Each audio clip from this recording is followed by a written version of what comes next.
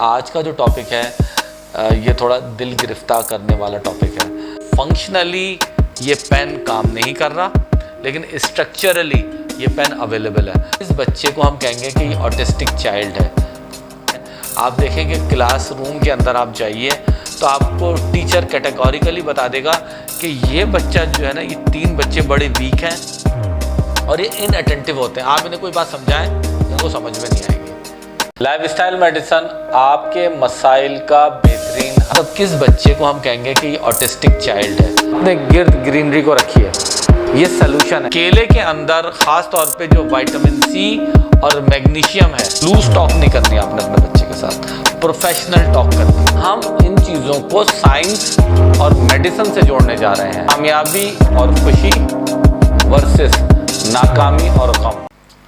अस्सलाम वालेकुम, मैं professor doctor Asif Ahmad, lifestyle medicine. आज आप मेरी टोन को थोड़ा सा कम महसूस कर रहे होंगे। वैसे मैं आपसे हमेशा पुरजोश अंदाज में बात कर रहा हूँ, क्योंकि आज का जो टॉपिक है ये थोड़ा दिल गिरफ्तार करने वाला टॉपिक है और मुश्किल भी है। ऑटिज़म, हमारे बच्चों के अंदर ऑटिज़म बहुत कॉमन हो रहा है। ऑटिज़म ASD, आपने नाम सुना होगा। जिन घरों में ASD चाइल्ड्स होते हैं, ऑटिज़म स्पेक्ट्रम डिसऑर्डर्स कहा जाता है, वहाँ पे बड़ी मुश्किलात होती हैं। अच्छा, ऑटिज़म क्या होता है? ऑटिज़म एक आप समझ लें कि फंक्शनल डिसऑर्डर होता है। एक्चुअली मेडिकली ऐसा नहीं होता, लेकिन मैं समझाने के लिए बता रहा हूँ। ये एक फंक्शनल डिसऑर्डर होता है। आप इनके ब्रेन का स्कैन करें तो ये बिल्कुल नॉर्मल होंगे, लेकिन इनका जो फंक्शन है बच्चों का, जब ये बिहेव करते हैं तो ये सही बिहेव नहीं करते। यानी ये पेन नज़र आ रहा है जी, पेन नज़र आ रहा है, पूरा पेन नज़र आ रहा है जी, पूरा पेन। इसमें ये देखा दबा रहा हूँ तो ये निब बाहर आ गई, ठीक है, मैंने यहाँ से पुश किया, ही चली गई। ये पूरा मैंने आपको स्कैन करा दिया, लेकिन अब मैं जब इसे लिखना शुरू करूँगा तो ये पेन लिख नहीं रहा।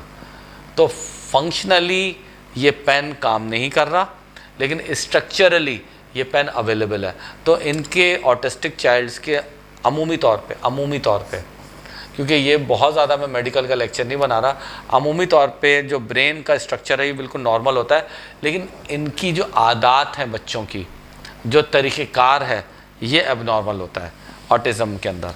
तो जिन घरों में ये ऑटिस्टिक चाइल्ड होते हैं, उनके पेरेंट्स बहुत ज़्यादा टाइट हुए होते हैं, क्योंकि हर वक्त घर के अंदर धूम धड़का, चीज़ें टूट रही हैं, बच्चा चीख रहा है। अरे अजीब, मैंने आपको बताया था ना, देखें 2 वीडियो के लिंक्स आ रहे हैं। एक तो बदतमीज़ बच्चों वाला आ रहा है, ये ज़रूर देखिएगा। तो मैंने बताया था जो बदतमीज़ बच्चे होते हैं वो बहुत सारी वजूहात से बच्चा बदतमीज़ होता है, लेकिन इस वीडियो में वीलॉग जिसका आपको लिंक नज़र आ रहा है, इसमें हमने ऑटिज़म भी शामिल किया था। तो बदतमीज़ बच्चों का जो एक नोन कॉज है वो ऑटिज़म है, नंबर 1। और उस ऑटिज़म की वजह से माँ बाप पे बहुत प्रेशर आता है, ठीक है ना। तो उस प्रेशर को कैसे हैंडल करेंगे पेरेंट्स, उसका भी वीलॉग हमने रिकॉर्ड कराया था, इसका भी लिंक आ रहा है। और नीचे आप देख सकते हैं हमारे डिस्क्रिप्शन बॉक्स में मेरे असिस्टेंट का नंबर आ रहा है। अगर आपने लाइफस्टाइल मेडिसिन, ऑटिज़म और दीगर चीज़ों के हवाले से कभी मशवरा करना है तो इसके लिए मैं हाज़िर हूँ। आगे बात बढ़ाते हैं। ऑटिज़म के सिम्टम्स क्या होते हैं, मतलब किस बच्चे को हम कहेंगे कि ये ऑटिस्टिक चाइल्ड है, ठीक है। तो आम तौर पर इन बच्चों में डिले, जैसे एक बच्चा 1.5 साल की उम्र में लिखना शुरू कर देता है, या जो उसके माइलस्टोन्स हैं, इतनी उम्र में ये बोलना सीखेगा, इतनी उम्र में ये लिखना सीखेगा, इतनी उम्र में ये चलना सीखेगा, इतनी उम्र में बात को समझना सीखेगा। ऑटिस्टिक चाइल्ड में ये सब कुछ डिलेड होता है। वो बहुत देर में बोलना शुरू करेगा, लैंग्वेज स्किल्स इतनी अच्छी नहीं होती, इतनी अच्छी उसकी ज़बान से कम्युनिकेट नहीं होगा, ठीक है, जितना उसकी उम्र के दीगर बच्चे करते हैं। आपने देखा होगा बाज़ दफ़ा हमारे, चूँकि ये ऑटिज़म को आइडेंटिफाई करने का इतना कल्चर नहीं है।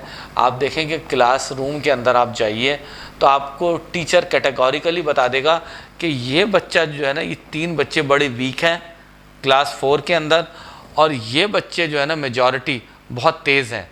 तो जो बच्चा वीक है, या ऐसा ना हो कि वो ऑटिस्टिक हो, ऑटिज़म का हो, तो इन बच्चों में लैंग्वेज स्किल्स कम होती हैं, इनमें मूवमेंट स्किल्स एबनॉर्मल होती हैं। इनके बदन की जो मूवमेंट्स है ना, या तो बहुत तेज़ भागेंगे या बहुत हल्के भागेंगे, आमतौर पे तेज़ ज़्यादा भागते हैं, ठीक है। इनकी लर्निंग स्किल्स कम होती हैं, ये देर में याद करते हैं, और इनकी खाने पीने की हैबिट्स ये भी एबनॉर्मल होती हैं, ठीक है।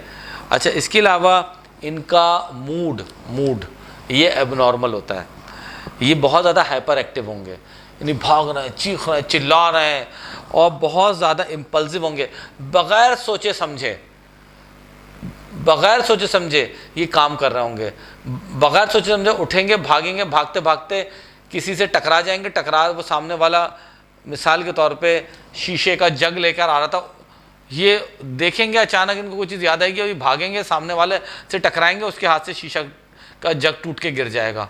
तो मतलब एक चीखम दहाड़ वाला जो है ना इन बच्चों का मूड होता है। इसके अलावा बाज़ दफ़ा और ये इनअटेंटिव होते हैं, आप इन्हें कोई बात समझाएं इनको समझ में नहीं आएगी, यानी इनकी समझ भी कम होती है।